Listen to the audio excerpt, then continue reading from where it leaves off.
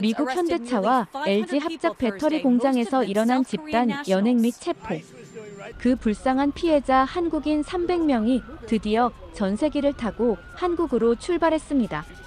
불법 체류자로 몰렸던 이들은 한국 정부의 보호 아래 무사히 출발했습니다. 이들이 떠난 공장과 조지아주는 과연 어떨까요? 공장의 건설은 멈췄고 조지아주의 상권은 썰렁함만 남았습니다. 무자비한 연행 사건 이후 상상할 수 없는 손해만 입고 있는 상황에 트럼프는 협상을 위해 한국 기술진들의 귀국 일정을 하루 미루기까지 했습니다. 하지만 뒤늦게 무릎 꿇은 미국을 두고 한국은 싸늘하게 기술진들을 안전한 모국으로 출발시켰습니다. 그럼 미국이 어째서 잘못된 선택을 하고 뒤늦게 반성을 했을까요? 우리의 대단한 기술진들에 대해 알려드리겠습니다. 이야기 들어가기 전에 대한민국을 응원하는 넥스트 코리아를 위해 구독과 좋아요 한 번씩 부탁드려요. 안녕하세요. 저는 조지아주에서 식당을 운영하던 클라라 오웬이라고 합니다. 저희 남편이 최근 건설 중이던 현대차와 LG의 공장, 기술진으로 참여하고 있어서 한국 기술진분들과도 친했죠. 매번 퇴근하시고 제 가게에 찾아와 주셨으니까요. 그날도 저는 장사를 시작하기 위해 가게를 정리하고 있었습니다. 근데 남편이 안색을 하얗게 질린 채 뛰어들어오지 뭡니까? 저는 놀라서 물었고 남편의 입에서 나온 말은 충격 그 자체였습니다. 클라라, 한국인 기술진들이 쇠사슬과 수갑이 채워져 무자비하게 연행되고 있어. 내 친구들이 범죄자래. 그 말을 듣고 저와 남편은 당장 공장으로 향했습니다.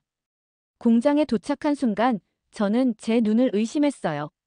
평소에 제 식당을 찾아와 따뜻한 미소로 인사하던 한국분들이 수갑에 채워진 채로 연행되고 있었거든요. 특히 매일 저녁 한국 음식이 그립다며 찾아오던 김태현 기술팀장님의 모습을 봤을 때는 정말 가슴이 찢어지는 것 같았습니다. 김태현 팀장님은 LG에서 20년간 일해온 배터리 기술의 최고 전문가였어요. 항상 정중하고 예의 바른 분이셨는데 그분이 범죄자 취급을 받는 모습을 보니 정말 믿을 수가 없었죠. 김태현 팀장님 옆에는 이민호 생산 책임자님도 계셨는데 현대차에서 17년간 근무한 베테랑이셨습니다. 저는 남편의 손을 붙잡고 공장 입구 근처로 다가갔어요. 이민세관집행청 요원들이 한국분들을 버스에 태우고 있었는데 그 광경이 정말 참혹했습니다. 평소에 정장을 단정하게 차려입고 다니시던 분들이 죄수복은 아니었지만 수갑을 찬 채로 고개를 숙이고 계셨거든요. 이민호 씨. 제가 소리쳤을 때 이민호 생산 책임자님이 저를 향해 고개를 드셨어요. 그분의 눈에는 당황과 절망이 가득했습니다. 이민호 씨는 항상 밝고 유쾌한 분이셨는데 그때만큼은 완전히 다른 사람 같았어요. 남편도 완전히 충격받은 모습이었습니다. 클라라, 저 사람들은 내가 매일 함께 일하는 동료들이야. 김태현 팀장은 우리 미국 기술자들에게 최신 배터리 기술을 가르쳐주는 선생님 같은 분이라고. 그런 분이 어떻게 범죄자가 될 수 있어? 저도 정말 이해할 수 없었어요. 김태현 팀장님은 매주 목요일마다 제 식당에 오셔서 김치찌개를 드시면서 고향 생각이 난다며 눈물을 글썽이시곤 했거든요. 그리고 제 딸 생일 때는 한국에서 가져온 전통 선물까지 준비해 주신 따뜻한 분이셨어요. 이민호 씨도 마찬가지였습니다. 지난 겨울에 제 식당에 화재가 났을 때 소화기를 들고 달려와서 불을 꺼주신 분이에요. 그때 이민호 씨가 이웃이 어려울 때 도와주는 건 당연한 일이라고 하시던 모습이 아직도 생생해요. 하지만 지금 그분들은 범죄자 취급을 받고 있었습니다. 저는 이민세관집행청 요원에게 다가가서 물어봤어요. 실례합니다만 저분들이 무슨 잘못을 했나요? 요원은 차갑게 대답했습니다. 비자 위반으로 체포된 불법 체류자들입니다. 더 이상 가까이 오시면 안 됩니다. 불법 체류자라고요?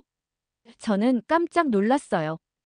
김태현 팀장님과 이민호 씨는 분명히 회사에서 정식으로 파견된 기술자들이었거든요. 남편도 늘 한국에서 온 최고의 전문가들이라고 자랑하곤 했는데 말이죠. 그때 또 다른 한국분이 연행되는 모습을 봤는데 그분은 박민수 품질관리 책임자님이었어요. 박민수 씨는 배터리 품질 검사의 달인으로 불릴 정도로 뛰어난 실력을 가진 분이셨습니다. 남편이 늘 박민수 씨의 품질 기준은 정말 대단하다고 감탄하던 분이었죠. 총 300명의 한국분들이 연행되었는데 그 중에는 제가 아는 분들이 정말 많았어요. 매주 금요일마다 제 식당에서 회식을 하던 기술팀 분들, 주말에 가족과 함께 오시던 관리직 분들까지 모두 포함되어 있었습니다. 가장 가슴 아팠던 건 연행되는 한국분들의 표정이었어요. 분노보다는 당황과 절망이 더 컸던 것 같습니다. 왜 우리가 이런 일을 당해야 하는가라는 질문이 그분들의 눈에서 읽혔거든요. 남편은 동료들이 연행되는 모습을 보며 주먹을 불끈 쥐었어요. 클라라, 이건 정말 말이 안 돼. 저 사람들은 우리가 꼭 필요로 하는 기술자들이야. 특히 김태현 팀장 없이는 배터리 생산 라인을 돌릴 수가 없다고. 연행 작업이 끝난 후 공장 분위기는 완전히 달라졌습니다. 한국 기술자들이 사라진 생산 라인은 즉시 가동을 멈췄고 남편을 포함한 미국인 노동자들은 무엇을 해야 할지 몰라 하고 있었어요. 공장장 데이비드 윌슨이 긴급 회의를 소집했는데 그의 표정은 절망 그 자체였습니다. 한국 기술자들 없이는 이 공장을 운영할 수 없습니다. 최소한 6개월에서 1년은 걸릴 거예요. 저녁에 집으로 돌아온 후 텔레비전 뉴스를 봤는데 한국 정부에서 전세기를 파견했다는 소식이 나오더군요. 그리고 트럼프 대통령이 갑자기 태도를 바꿔서 한국 기술진들의 귀국을 하루 미루자고 제안했다는 뉴스도 있었어요. 하지만 한국 정부의 반응은 차갑기만 했습니다. 우리 국민들의 안전이 최우선이라며 예정대로 전세기를 보내겠다고 발표한 거죠. 그 순간 저는 미국이 정말 큰 실수를 했다는 걸 깨달았습니다. 제 식당도 즉시 타격을 받기 시작했어요. 매일 30명 정도의 한국 기술자들이 찾아오던 식당이었는데 갑자기 고객이 사라진 거죠. 그날 저녁 매출은 평소의 30%밖에 안 되었습니다. 그 다음날 아침 일찍 저는 다시 공장으로 향했습니다. 혹시나 해서 말이죠. 하지만 현실은 더욱 절망적이었어요. 평소에 활기차게 돌아가던 생산 라인이 완전히 멈춰 있었고 미국인 노동자들은 무엇을 해야 할지 몰라서 우왕좌왕하고 있었습니다. 남편과 함께 공장 안으로 들어가 보니 상황이 얼마나 심각한지 알 수 있었어요. 배터리 생산 라인은 복잡한 화학 공정과 정밀한 기술이 필요한 작업이라서 한국 기술자들의 노하우 없이는 정말 한 발짝도 나아갈 수 없는 상태였습니다. 클라라, 이거 정말 큰일 났어. 남편이 한숨을 쉬며 말했죠. 김태현 팀장이 관리하던 전해액 조성 공정은 완전히 중단됐고 이민우 씨가 책임지던 새 조립 라인도 마찬가지야. 우리가 아무리 노력해도 그분들의 기술력을 따라갈 수가 없어. 더욱 충격적인 건 연행된 300명의 한국분들 중 대부분이 합법적인 기술 비자를 소지하고 있었다는 사실이었어요. 공장 인사팀에서 확인해 보니 90% 이상이 정식 절차를 통해 입국한 분들이었거든요. 그런데 왜 이런 일이 벌어진 걸까요? 오후에 텔레비전 뉴스를 보니 상황이 더욱 명확해졌습니다. 이민세관집행청에서 대규모 불법 체류자 단속이라고 발표했지만 실제로는 정치적 성과를 위한 무차별 체포 작전이었던 거죠. 한국인들이 손쉬운 타겟으로 분류되어 표적이 되었다는 충격적인 내부 증언도 나왔어요. 그날 저녁 식당에서는 남편의 동료들이 하나둘씩 모여들기 시작했습니다. 모두들 절망적인 표정이었어요. 용접 전문가 제임스 톰슨은 거의 울먹이는 목소리로 말했습니다. 클라라, 김태현 팀장이 내게 가르쳐준 특수 용접 기법이 없으면 나도 실업자가 될 거야. 제임스 톰슨의 눈에는 진짜 눈물이 맺혀 있었어요. 그분은 20년 경력에 나도 모르던 기술들을 하나하나 세심하게 알려주셨거든. 그런 분이 범죄자라니. 전기 기술자 마이클 데이비스도 비슷한 심정이었습니다. 이민호 생산 책임자 없이는 우리가 배터리 조립 공정을 이해할 수가 없어요. 그분이 만든 매뉴얼과 기술 지침서들이 있긴 하지만 실제 작업에서 발생하는 미세한 문제들은 직접 경험이 있는 분이 아니면 해결이 불가능하거든요. 안전관리자 로버트 윌슨은 더욱 구체적인 우려를 표했습니다. 박민수 품질관리 책임자가 없으면 우리가 생산하는 배터리의 안전성을 보장할 수 없습니다. 그분의 품질 검사 기준은 정말 까다로웠지만 그래서 우리 제품이 세계 최고 수준을 유지할 수 있었거든요. 저는 이런 이야기들을 들으면서 한국 기술자들이 얼마나 소중한 존재였는지 새삼 깨달았어요. 이분들은 단순히 일하러 온 외국인 노동자가 아니라 미국의 첨단 기술 발전에 핵심적인 역할을 하는 전문가들이었던 거죠. 그런데 더욱 가슴 아픈 소식이 전해졌습니다. 한국 정부에서 전세기를 파견해서 우리 한국 기술자들을 데려가겠다고 발표한 거예요. 처음에는 트럼프 대통령이 강경한 입장을 보였지만 상황이 심각해지자 갑자기 태도를 바꿔서 협상을 위해 하루만 미뤄달라고 요청했다는 뉴스가 나왔습니다. 하지만 한국 정부의 반응은 차가웠어요. 우리 국민들의 안전과 명예가 최우선이라며 예정대로 전세기를 보내겠다고 단호하게 발표했죠.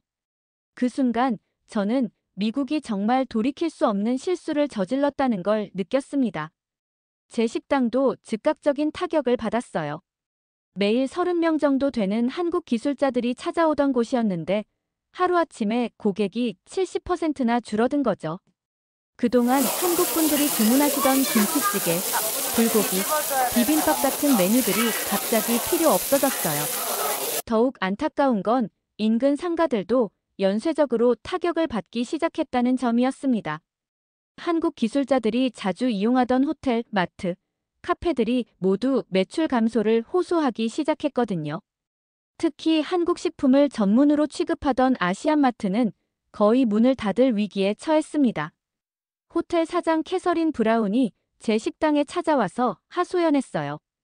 클라라, 한국에서 온 출장자들과 가족 방문객들이 우리 호텔 매출의 40%를 차지했었어요. 이제 그분들이 모두 사라지니까 객실 가동률이 반토막 났어요. 마트 사장 존 리도 비슷한 상황이었습니다.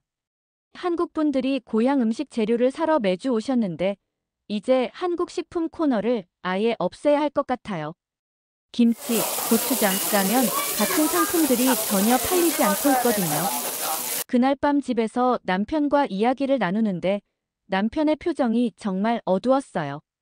클라라, 회사에서 일시해고 통보가 내려왔어. 한국 기술자들이 돌아올 때까지는 생산 라인을 돌릴 수 없다는 거야. 일시 해고라고.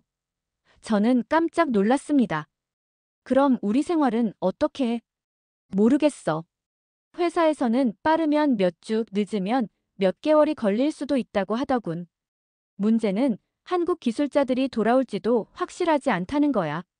그 순간 저는 이 사건이 단순히 한국인들만의 문제가 아니라는 걸 깨달았어요.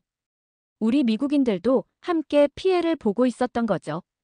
조지아주 전체에서 8만 개가 넘는 일자리가 위험에 처했다는 뉴스도 나왔어요. 다음 날 아침 식당을 열면서 저는 정말 허탈했습니다.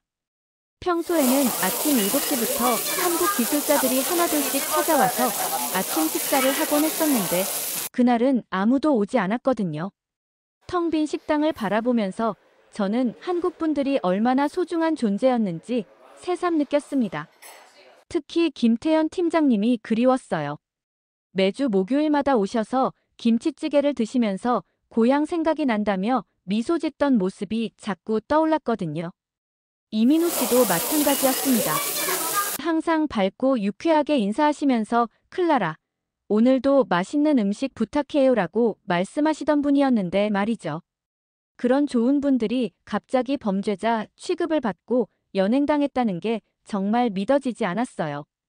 더욱이 대부분이 합법적인 비자를 가지고 있었다는 사실을 알고 나니 더욱 화가 났습니다. 그 다음 주가 되자 상황은 더욱 심각해졌습니다. 제 식당뿐만 아니라 인근 상가 전체가 한국 기술자들이 사라진 빈자리를 실감하고 있었거든요. 평소에 활기차던 우리 상권이 갑자기 썰렁해진 모습을 보니 정말 가슴이 아팠어요. 호텔 사장 캐서린 브라운이 제게 찾아와서 더욱 구체적인 피해 상황을 알려주었습니다. 클라라, 정말 큰일이에요. 한국에서 오는 출장자들과 기술자, 가족들의 예약이 모두 취소됐어요. 이번 달에만 200개가 넘는 객실 예약이 날아갔다고요. 캐서린 브라운의 호텔은 한국 관련 고객들이 전체 매출의 40%를 차지하고 있었는데 하루아침에 그 수입원이 사라진 거죠.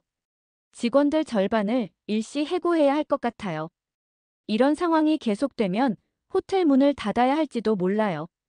마트 사장 존 리의 상황도 마찬가지였습니다. 한국 식품 코너를 완전히 철거했어요. 김치, 고추장, 미역, 라면 같은 상품들이 전혀 팔리지 않으니까 재고만 쌓여가더군요. 매주 $300 정도 구매하시던 단골 고객들이 모두 사라졌어요. 제 식당도 상황이 점점 나빠졌습니다. 매일 30명 정도 찾아오던 한국 기술자들이 사라지니까 하루 매출이 평소의 30% 수준으로 떨어졌어요. 특히 저녁 시간대에는 거의 손님이 없었죠. 평소에 퇴근 후 한국 음식을 그리워하며 찾아오시던 분들이 모두 없어진 거니까요. 더욱 심각한 건 남편의 직장 상황이었습니다. 공장에서는 한국 기술자들이 돌아올 때까지 생산라인 가동을 완전히 중단한다고 발표했어요. 그 결과 남편을 포함해서 3,000명이 넘는 미국인 노동자들이 일시 해고 통보를 받았습니다. 클라라, 이게 정말 말이 되는 일이야? 남편이 해고 통지서를 들고 집에 돌아왔을 때의 표정을 잊을 수가 없어요. 우리가 한국 기술자들을 범죄자 취급해서 쫓아냈더니 결국 우리가 일자리를 잃게 됐잖아. 이게 무슨 상황이야? 남편의 동료들도 하나둘씩 제 식당으로 모여들기 시작했어요. 모두들 절망적인 표정이었습니다. 용접 전문가 제임스 톰슨은 거의 울먹이는 목소리로 말했어요. 클라라, 김태현 팀장이 내게 가르쳐준 기술이 없으면 나도 완전히 쓸모없는 사람이 돼버려요. 제임스 톰슨의 눈에는 진짜 절망이 서려 있었어요. 그분은 20년 경력에 나도 모르던 특수 용접 기법들을 하나하나 세심하게 알려주셨거든요. 알루미늄 배터리 케이스 용접은 정말 까다로운 작업인데 김태현 팀장 없이는 아무도 할 수 없어요. 전기 기술자 마이클 데이비스도 비슷한 심정이었습니다. 이민호 생산 책임자님이 만든 작업 매뉴얼은 있지만 실제 현장에서 발생하는 미세한 문제들은 직접 경험과 노하우가 있어야 해결할 수 있어요. 그런데 그런 분들이 모두 사라졌으니 우리가 뭘 할 수 있겠어요? 안전관리자 로버트 윌슨은 더욱 구체적인 우려를 표했습니다. 박민수 품질관리 책임자가 없으면 배터리 안전성을 보장할 수 없어요. 리튬이온 배터리는 조금이라도 품질에 문제가 있으면 폭발 위험이 있거든요. 그분의 까다로운 품질 검사 기준 때문에 우리 제품이 세계 최고 수준을 유지할 수 있었는데 말이에요. 화학 엔지니어 스티브 존슨도 절망적이었어요. 전해액 조성은 정말 복잡한 화학 공정이에요. 온도, 압력, 농도를 정확히 맞춰야 하는데 한국 기술자들이 가진 노하우 없이는 불가능해요. 특히 김태현 팀장의 전해액 배합 기술은 정말 예술 수준이었거든요. 이런 이야기들을 들으면서 저는 한국 기술자들이 얼마나 소중한 존재였는지 새삼 깨달았어요. 이분들은 단순히 일하러 온 외국인이 아니라 미국의 첨단 기술 발전에 핵심적인 역할을 하는 없어서는 안 될 전문가들이었던 거죠. 조지아주 전체 상황도 심각했습니다. 브라이언 카운티 군수 톰 스미스가 긴급 기자회견을 열고 경제적 피해 규모를 발표했는데 정말 충격적이었어요. 현재 조지아주에서는 하루에 $5천만 경제적 손실이 발생하고 있습니다. 톰 스미스 군수의 발표였어요. 8만 개가 넘는 일자리가 직간접적으로 위험에 처해 있고 지역 상권은 거의 마비 상태입니다. 부동산 시장도 요동치기 시작했어요. 현대차 LG 공장 건설 소식이 알려진 후 급상승했던 부동산 가격이 하루가 다르게 폭락하고 있었거든요. 공장 인근 지역에 투자했던 사람들은 하루아침에 큰 손실을 보게 된 거죠. 부동산 중개업자 데이비드 브라운이 제 식당에 와서 하소연했어요. 클라라, 투자자들이 완전히 패닉 상태예요. 매물은 쏟아지는데 사려는 사람이 없어요. 현대차 LG 공장이 정말 중단되면 이 지역 부동산은 끝장이에요. 건설업체들도 연쇄 타격을 받기 시작했습니다. 공장 건설이 중단되면서 수백 개의 하청업체들이 계약을 잃었어요. 건설자재 공급업체, 운송업체, 급식업체까지 모두 피해를 보고 있었죠. 건설회사 사장 마크 존슨이 제게 찾아와서 말했어요. 클라라, 우리 회사도 직원 절반을 해고해야 할 상황이에요. 현대차 LG 프로젝트가 우리 매출의 60%를 차지했었거든요. 이런 상황이 계속되면 회사 문을 닫아야 할지도 몰라요. 가장 안타까운 건 지역 주민들의 생활이 직접적으로 타격을 받기 시작했다는 점이었어요. 일자리를 잃은 사람들이 늘어나면서 지역 소비도 급격히 줄어들었거든요. 슈퍼마켓 사장 마리아 곤잘레스가 제게 말했어요. 손님들이 생필품만 사고 가요. 예전에는 여유 있게 쇼핑하던 분들이 이제는 정말 필요한 것만 사더군요. 실업자가 늘어나니까 소비 심리가 완전히 위축됐어요. 은행 지점장 리처드 스미스도 우려를 표했습니다. 대출 연체율이 급격히 증가하고 있어요. 특히 현대차 LG 프로젝트 관련해서 투자했던 분들의 상황이 심각해요. 이런 추세가 계속되면 지역 금융 시스템에도 문제가 생길 수 있어요. 학교에서도 문제가 생기기 시작했어요. 한국 기술자들의 자녀들이 다니던 브라이언 카운티 초등학교에서는 갑자기 학생 수가 줄어들었거든요. 교장 선생님 낸시 윌슨이 제게 말했어요. 한국 아이들이 모두 전학을 갔어요. 그 아이들은 정말 모범적이고 공부도 잘했는데 미국 아이들에게도 좋은 영향을 줬었거든요. 갑자기 사라지니까 학교 분위기가 많이 달라졌어요.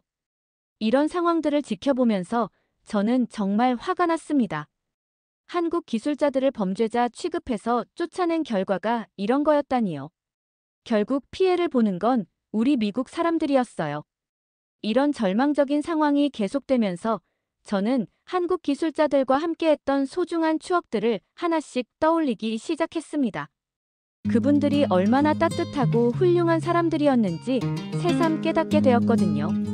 특히 김태현 팀장님과의 기억이 생생해요. 작년 제 딸 생일 때 일이었는데 김태현 팀장님이 한국에서 직접 가져온 전통 선물을 준비해 주신 거예요. 아름다운 한복 인형과 함께 한국 전통 과자까지 준비해 주셨죠. 클라라, 미국에서 자라는 아이들도 한국 문화를 조금이나마 경험했으면 좋겠어요. 김태현 팀장님이 웃으시며 말씀하셨어요. 우리 두 나라가 더 가까워질 수 있을 거예요. 제 딸은 그 한복 인형을 정말 소중히 여겼어요. 매일 밤 안고 자면서 한국 아저씨가 주신 선물이라고 자랑하곤 했거든요. 그런 따뜻한 마음을 가진 분이 어떻게 범죄자가 될 수 있단 말인가요? 이민호 생산 책임자님과의 추억도 잊을 수 없습니다. 지난 겨울에 제 식당에 화재가 났을 때의 일이에요. 전기 합선으로 주방에서 불이 났는데 마침 근처를 지나가던 이민호 씨가 소화기를 들고 달려와 주신 거예요. 클라라, 괜찮아요? 이민호 씨가 불을 끈 후 제일 먼저 제 안전을 걱정해 주시더군요. 다행히 큰 불은 아니네요. 하지만 전기 점검은 꼭 받아보세요. 그날 이민호 씨는 새벽까지 남아서 화재 뒷정리를 도와주셨어요. 이웃이 어려울 때 도와주는 건 당연한 일이에요 라고 하시면서 말이죠. 그런 분이 수갑을 차고 연행당하는 모습을 봤을 때 정말 마음이 찢어지는 것 같았어요. 박민수 품질관리 책임자님도 마찬가지였습니다. 추수감사절 때 한국 분들이 김치와 불고기를 만들어 와서 미국인 동료들과 함께 나눠 먹었던 기억이 나요. 그때 박민수 씨가 직접 만든 김치를 맛본 남편이 이게 진짜 김치 맛이구나라며 감탄했었거든요. 미국 친구들도 한국 음식을 좋아해 주니까 정말 기뻐요. 박민수 씨가 환하게 웃으시며 말씀하셨어요. 음식으로 마음이 통하는 것 같아서 행복해요. 그날 밤 제 식당에서는 정말 아름다운 문화교류가 이뤄졌어요.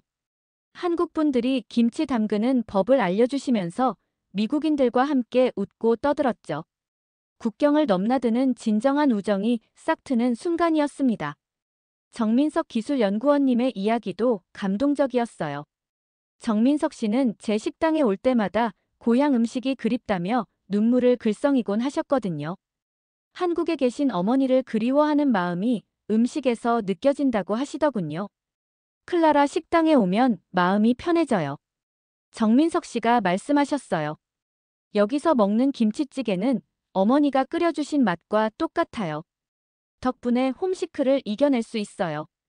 한국 기술자들은 단순히 일만 하는 사람들이 아니었어요. 지역사회에 진정으로 녹아들려고 노력하는 분들이었죠. 매주 일요일마다 지역 교회에 나가서 예배를 드리시는 분들도 계셨고, 지역 자원봉사 활동에 참여하시는 분들도 많았어요. 김태현 팀장님은 매월 둘째 주 토요일마다 지역 양로원에서 봉사활동을 하셨어요. 한국 전통차를 끓여서 어르신들께 대접하면서 이야기 상대가 되어드렸죠. 어르신들이 정말 좋아하세요. 김태현 팀장님이 자랑스럽게 말씀하셨어요. 언어는 좀 어렵지만 마음은 통하는 것 같아요. 한국에서도 부모님을 잘 모시지 못해서 죄송한 마음이 있었는데 여기서라도 어르신들을 잘 모시고 싶어요. 이민호 씨는 지역 소방서에서 안전교육 강사로 활동하셨어요. 배터리 화재 예방과 대응 방법에 대해 전문적인 지식을 나눠주신 거죠. 미국 소방관들이 정말 열심히 배워요. 이민호 씨가 뿌듯하게 말씀하셨어요. 리튬이온 배터리 화재는 일반 화재와 다르게 대응해야 하거든요. 제가 가진 지식으로 미국 사람들의 안전에 도움이 될 수 있어서 보람을 느껴요. 박민수 씨는 지역 고등학교에서 과학교육 봉사를 하셨습니다. 화학과 물리학에 대한 전문 지식을 바탕으로 학생들에게 재미있는 실험을 보여주시곤 했어요. 미국 학생들이 정말 창의적이에요. 박민수 씨가 감탄하며 말씀하셨어요. 질문도 기발하고 호기심도 많아요. 이런 학생들이 자라서 훌륭한 과학자가 될 거예요. 한국 기술자들의 자녀들도 지역사회에 잘 적응하고 있었어요. 브라이언 카운티 초등학교에서는 한국 아이들이 모범생으로 유명했거든요. 공부도 잘하고 예의도 바른 아이들이었죠. 김태현 팀장님의 딸 김소영 양은 학급에서 반장을 맡고 있었어요. 미국 친구들과 한국 친구들 사이의 다리 역할을 하면서 문화교류에 앞장섰죠. 소영이가 한국 전통놀이를 가르쳐줘서 정말 재미있어요. 소영 양의 담임 선생님 메리 존슨이 말했어요. 윷놀이, 제기차기 같은 놀이를 배우면서 아이들이 다른 문화에 대해 관심을 갖게 됐어요. 이민호 씨의 아들 이준호 군도 축구팀에서 활약하고 있었어요. 뛰어난 실력으로 팀의 주장까지 맡았죠. 준호는 정말 모범적인 학생이에요. 축구 코치 마이클 브라운이 자랑했어요. 실력도 뛰어나지만 팀워크를 중시하고 후배들을 잘 챙겨줘요. 한국의 교육이 정말 훌륭한 것 같아요. 이런 에피소드들을 하나씩 떠올리면서 저는 확신했어요. 한국 기술자들은 절대 범죄자가 아니라 우리 지역 사회의 소중한 구성원들이었다는 것을 말이죠. 남편의 동료들도 같은 생각이었어요. 제 식당에 모인 미국인 노동자들이 한국 기술자들과의 추억을 하나씩 들려주기 시작했거든요. 김태현 팀장은 정말 인내심이 많으셨어요. 용접공 제임스 톰슨이 회상했어요. 제가 같은 실수를 여러 번 반복해도 절대 화내지 않으시고 이해할 때까지 계속 가르쳐 주셨거든요. 주말에도 나와서 개별 지도를 해주셨어요. 전기 기술자 마이클 데이비스도 고개를 끄덕였습니다. 이민호 생산 책임자는 우리를 가족처럼 대해주셨어요. 제가 개인적인 문제로 힘들어할 때 따로 불러서 상담해 주시기도 했고요. 언어가 서툴러도 진심은 충분히 전해졌어요. 안전관리자 로버트 윌슨의 증언도 감동적이었어요. 박민수 품질관리 책임자 덕분에 우리가 더 높은 기준을 갖게 됐어요. 처음에는 너무 까다롭다고 생각했는데 나중에 알고 보니 그게 한국 제품의 경쟁력이었던 거죠. 이런 이야기들을 들으면서 저는 한국 기술자들이 우리에게 남긴 것이 기술만이 아니라는 걸 깨달았어요. 성실함, 배려, 책임감 같은 소중한 가치들을 함께 나눠준 거였죠. 이런 좋은 사람들이 범죄자일 리 없어요. 저는 확신에 찬 목소리로 말했습니다. 우리가 뭔가 잘못 생각하고 있는 거예요. 그날 밤 저는 결심했어요. 한국 기술자들의 진실을 알리고 그분들을 구하기 위해 뭔가 행동을 시작해야겠다고 말이죠. 제가 한국 기술자들을 구하기 위한 행동을 결심한 바로 그 시점에 상황이 급변하기 시작했습니다. 텔레비전 뉴스에서 충격적인 소식들이 연달아 터져 나왔거든요.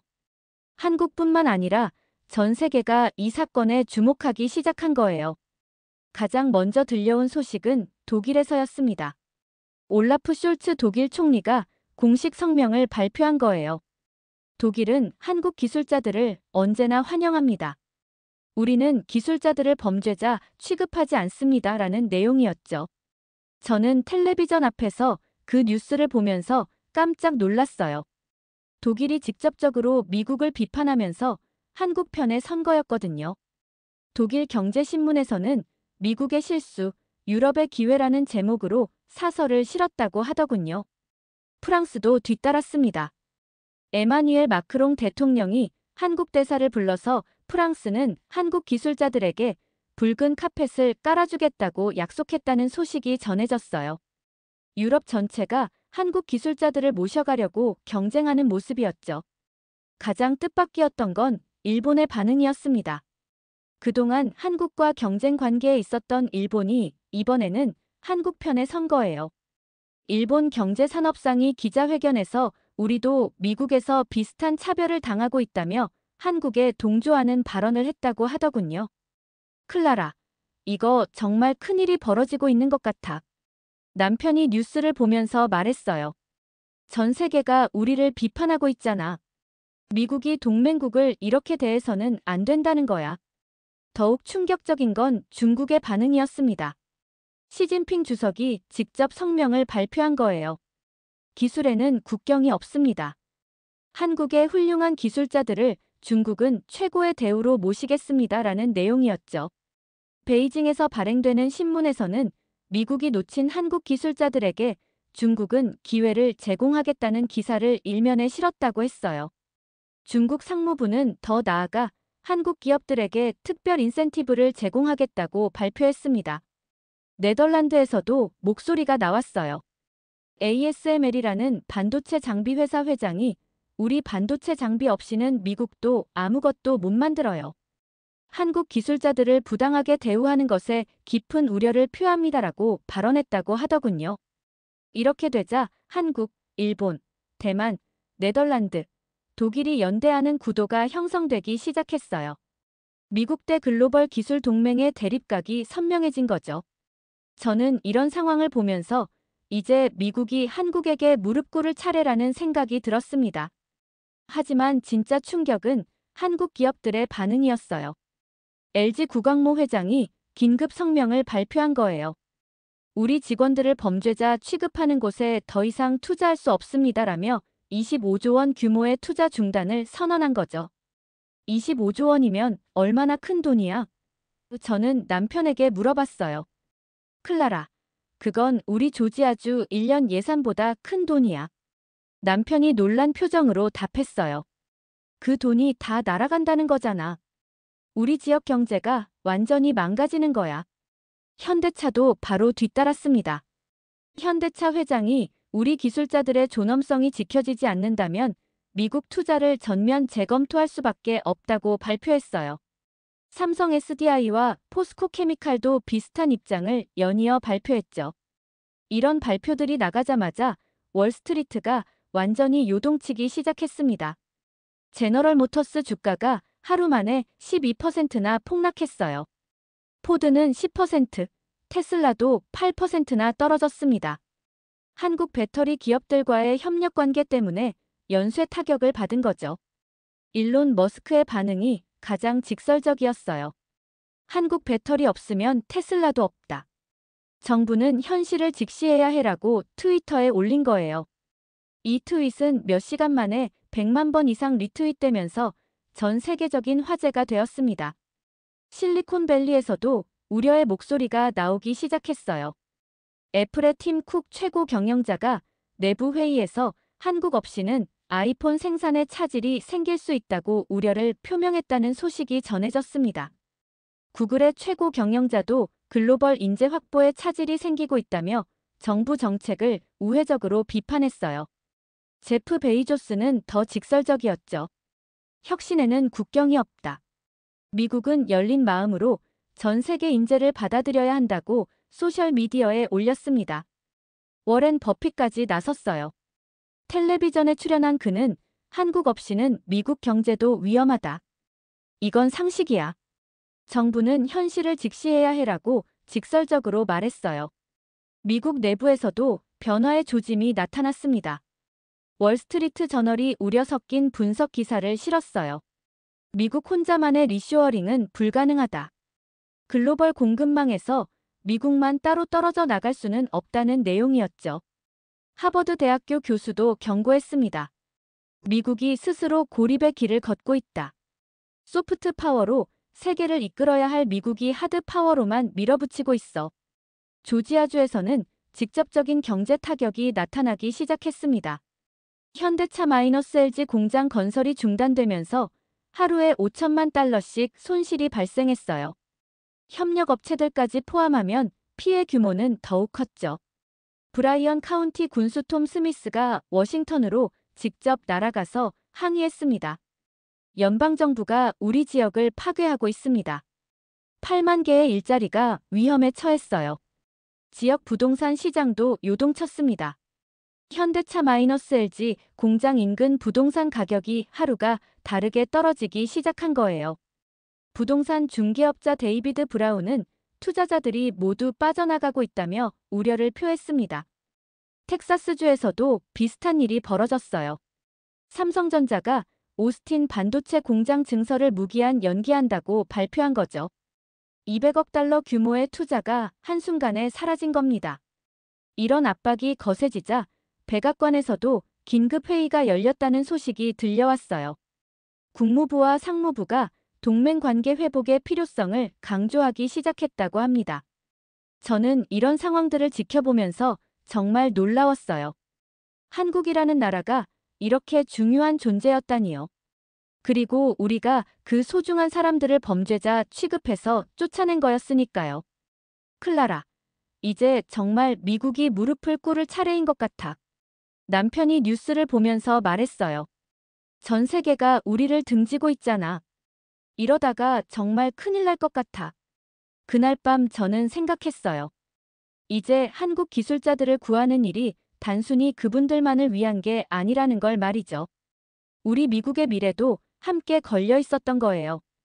국제적인 압박이 거세지면서 우리 지역사회에도 변화가 시작되었습니다. 처음에는 불법은 불법이다라고 말했던 사람들도 점점 그래도 이건 너무하다는 쪽으로 기울기 시작한 거예요. 특히 한국 기술자들과 실제로 접촉했던 지역 주민들의 증언이 큰 영향을 미쳤습니다. 저는 이런 변화를 이끌어내기 위해 한국 친구들을 구하자 캠페인을 시작했어요. 제 식당을 거점으로 해서 한국 기술자들의 진실을 알리는 작업을 본격적으로 시작한 거죠. 동네 마트 사장 수잔 데이비스 씨가 가장 먼저 동참해 주었습니다. 한국 분들이 정말 예의 바르셨어요. 수잔 데이비스 씨가 진심으로 말했습니다. 한국어가 서툴러도 항상 정중하게 인사하시고 계산할 때도 정확히 하시고 그분들이 범죄자라니 믿을 수가 없어요. 수잔 데이비스 씨는 특히 김태현 팀장님과의 에피소드를 자세히 들려주었어요.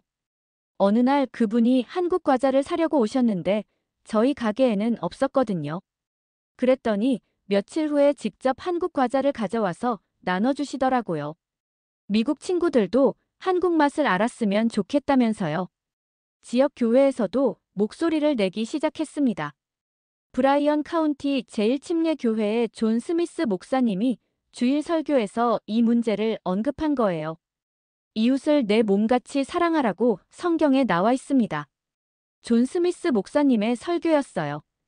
그런데 우리가 동맹국에서 온 사람들을, 그것도 우리 지역 경제에 기여하는 사람들을 범죄자 취급하는 게 과연 옳은 일일까요?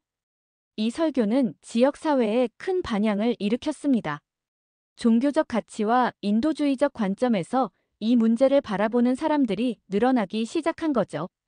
가장 감동적이었던 건 한국 전쟁 참전 용사들이 나서기 시작한 것이었습니다. 87세의 프랭크 윌슨 할아버지가 제 식당에 찾아오셨어요.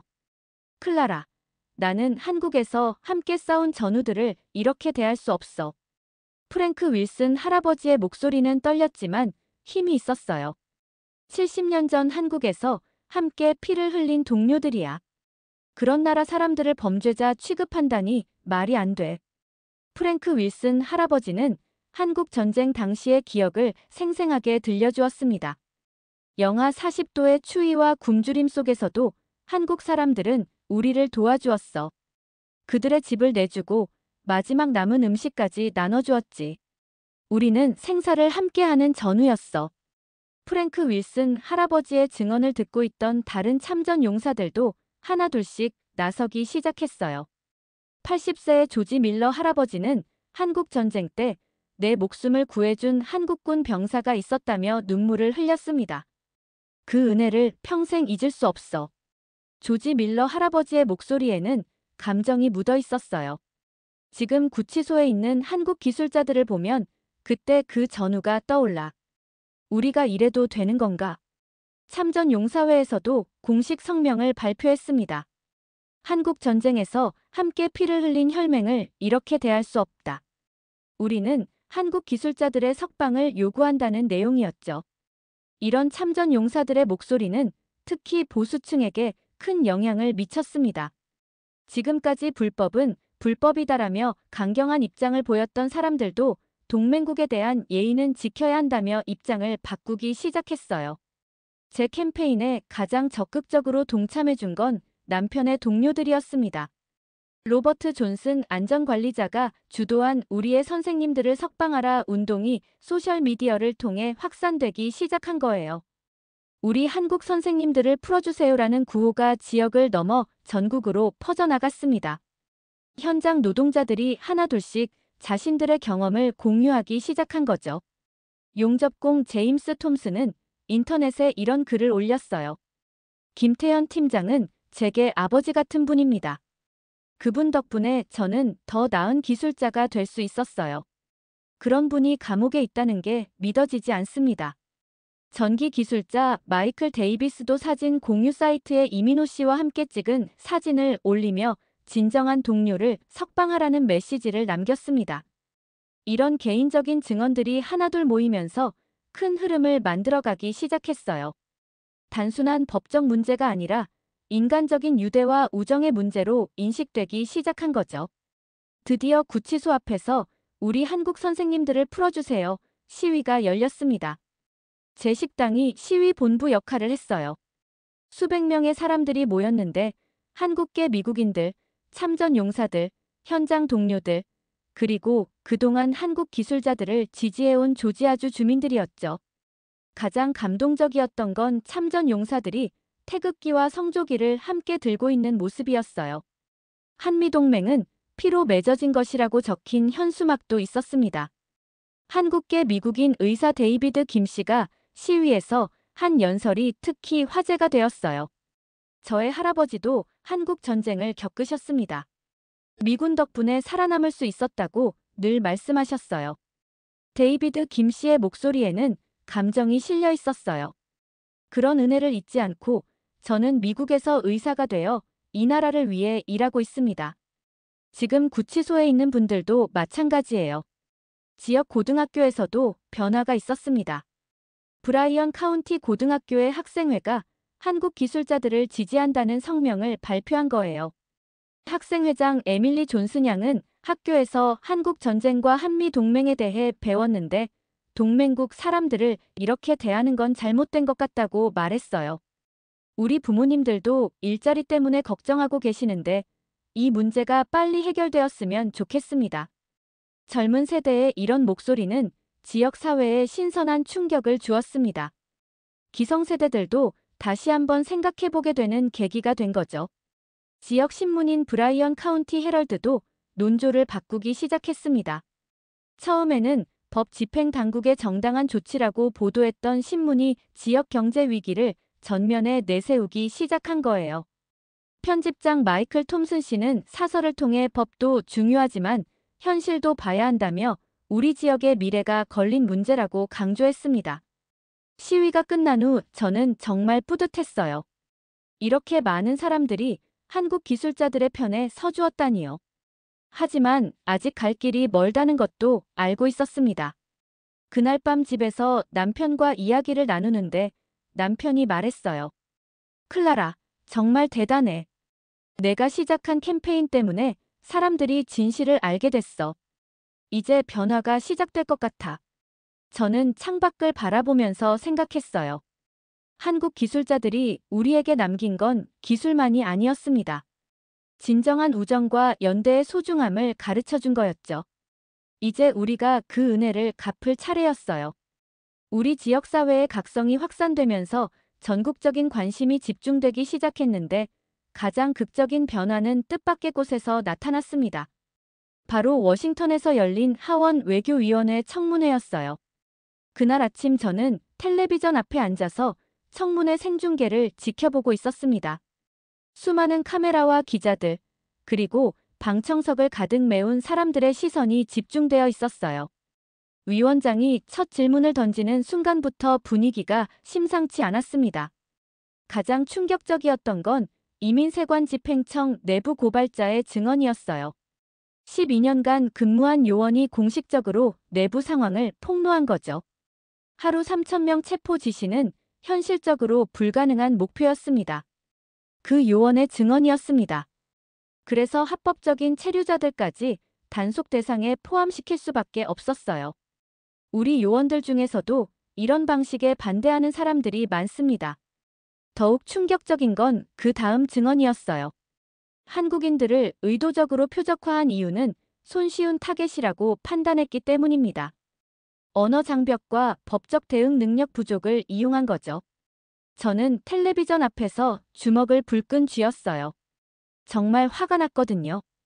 김태현 팀장님과 이민호 씨 같은 훌륭한 분들이 정치적 실적을 위한 희생양이 되었다는 게 믿어지지 않았어요. 청문회에서는 또 다른 충격적인 증언도 나왔습니다. 현장에서 함께 일했던 미국인 동료가 직접 출석해서 증언한 거예요. 김태현 팀장이 저를 구해준 그날을 평생 잊을 수 없습니다. 그 동료의 목소리가 떨렸습니다. 그런 사람을 범죄자라고 부르는 건 저에 대한 모독이기도 해요. 이 증언을 듣는 순간 저는 눈물이 났어요. 바로 남편의 동료였거든요. 평소에 제 식당에서 김태현 팀장님 이야기를 할 때마다 감사의 마음을 표했던 분이었어요. 청문회 실황이 전국에 중계되면서 여론이 급격히 변하기 시작했습니다. 온라인 댓글들도 완전히 달라졌어요. 이제야 진실을 알았다. 동맹국을 이렇게 대해서는 안 된다는 반응들이 쏟아져 나왔습니다. 더욱 놀라운 건 언론의 변화였어요. CNN과 워싱턴 포스트 같은 주요 언론들이 연일 비판 보도를 쏟아내기 시작한 거죠. 미국의 품격이 실추되고 있다. 동맹국 기술자들에 대한 부당한 대우라는 제목의 기사들이 일면을 장식했어요. 뉴욕타임스는 더 나아가 트럼프 행정부의 이민 정책이 경제와 외교에 미치는 악영향이라는 심층 기사를 실었습니다. 내부 문서들과 증언들이 자세히 다뤄졌어요. 이런 주류 언론들의 보도가 이어지자 여론조사 결과도 극적으로 바뀌었습니다. 조지아주 주민의 65%가 한국 기술자들을 석방해야 한다고 답했어요. 전국 단위로도 58%가 같은 의견이었죠. 더욱 중요한 건 공화당 지지층에서도 52%가 석방에 찬성한다는 결과였어요. 참전 용사들의 증언과 현장 노동자들의 호소가 보수층의 마음도 완전히 움직인 거죠. 저는 이런 변화를 보면서 정말 놀랐어요. 진실이 결국 승리했다는 생각이 들었거든요. 처음에는 아무도 믿어주지 않았지만 결국 사람들이 한국 기술자들의 진짜 모습을 알게 된 거예요. 공화당 내부에서도 균열이 나타나기 시작했습니다. 조지아주 출신 공화당 하원 의원이 처음으로 정부 정책을 비판하고 나선 거예요. 300명의 한국 기술자를 구금하는 것이 국가 안보에 도움이 된다고요? 이건 우리 경제의 자해 행위입니다. 그 의원의 발언은 파장이 컸습니다. 트럼프의 지지자가 정부 정책을 정면 비판한 거였거든요. 텍사스주 출신 상원 의원도 한국은 우리의 중요한 동맹국이다. 이런 식으로 대하는 건 옳지 않다고 비판했습니다. 공화당 안에서도 이건 잘못되었다는 목소리가 커지기 시작한 거죠. 민주당은 물론 더 적극적으로 나섰습니다. 하원 외교위원회에서 동맹국에 대한 부당한 대우를 주제로 한 특별조사를 시작하겠다고 발표했어요. 이런 정치권의 변화와 함께 언론의 프레임도 완전히 바뀌었습니다. 처음에는 불법 취업자 단속이라고 보도되던 것이 동맹국 기술자들에 대한 인권 침해로 바뀐 거죠. 가장 놀라운 건 폭스뉴스마저 논조를 바꾸기 시작했다는 점이었어요. 한국은 우리의 중요한 동맹국이다. 좀 더 신중한 접근이 필요하다는 식으로 말이죠. 종교계에서도 목소리를 내기 시작했습니다. 조지아주 최대 규모인 애틀랜타 제1침례교회 목사님이 주일 설교에서 이 문제를 다뤘어요. 이웃을 내 몸같이 사랑하라고 했는데 동맹국 사람들을 범죄자 취급하는 게 옳은 일인가라는 설교가 온라인에서 큰 화제가 되었습니다. 종교계의 목소리까지 더해지면서 여론 변화는 더욱 가속화되었죠. 전국 각지에서 한국 기술자들을 석방하라는 시위가 열리기 시작했어요. 제가 시작한 한국 친구들을 구하자 캠페인도 전국으로 확산되었습니다. 다른 주의 한국계 미국인들과 현지 주민들이 연대해서 비슷한 캠페인을 시작한 거예요. 캘리포니아에서는 실리콘밸리 한국 기술자들이 우리도 언제든 같은 일을 당할 수 있다며 연대 시위를 벌였습니다. 텍사스에서는 삼성 직원들과 현지 주민들이 함께 나섰어요. 심지어 뉴욕에서도 월스트리트 금융인들이 경제적 자살 행위를 중단하라며 시위에 동참했습니다. 한국과의 경제 관계가 끊어지면 미국 금융업계도 타격을 받는다는 이유였어요. 이런 전국적인 흐름을 보면서 저는 정말 자랑스러웠어요.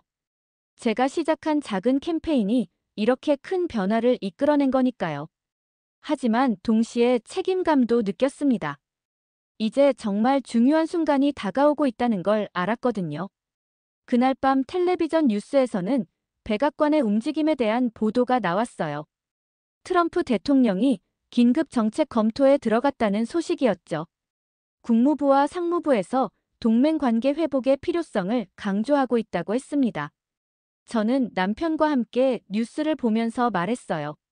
이제 정말 변화가 시작될 것 같아. 트럼프도 더 이상 버티기 어려울 거야. 남편도 고개를 끄덕였습니다. 클라라, 내가 시작한 일이 정말 대단한 결과를 만들어내고 있어. 한국 기술자들도 곧 석방될 것 같아. 하지만 저는 아직 안심할 수 없었어요. 정치라는 게 언제 어떻게 바뀔지 모르니까요. 마지막까지 긴장의 끈을 놓을 수 없었습니다. 그럼에도 불구하고 저는 희망을 품고 있었어요. 진실의 힘을 믿었거든요. 김태현 팀장님과 이민호 씨 같은 훌륭한 분들의 진가를 사람들이 알아주기 시작했으니까요. 전국적인 여론 변화와 연일 계속되는 시위 속에서 마침내 워싱턴에서 결정적인 움직임이 나타나기 시작했습니다. 저는 그날 아침 일찍부터 텔레비전 앞에 앉아서 백악관의 동향을 지켜보고 있었어요. 드디어 그 순간이 왔습니다. 트럼프 대통령이 백악관 로즈가든에서 긴급 기자회견을 열겠다고 발표한 거예요. 저는 남편과 함께 숨을 죽이고 생중계를 지켜봤습니다. 트럼프 대통령의 표정은 평소와 완전히 달랐어요. 조심스럽고 진중한 모습이었죠.